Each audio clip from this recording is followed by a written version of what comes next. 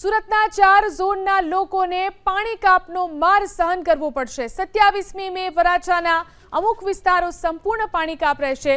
અન્ય 3 ઝોનમાં આંશિક અસર થશે। કતારગામ વોટર વર્ક્સ સાથે ટોરેન્ટ પાવર લિમિટેડ દ્વારા કેવીએ ડિમાન્ડ ધરાવવા માટે જૂના સબસ્ટેશનમાં મોનિટરિંગ યુનિટ બદલવાની કામગીરી હાથ ધરાશે।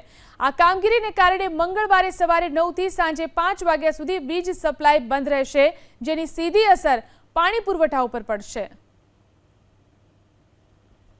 સુરતના 4 ઝોનના લોકોને પાણી કાપનો માર સહન કરવો પડશે। 27મી મે વરાછાના અમુક વિસ્તારો સંપૂર્ણ પાણી કાપ રહેશે।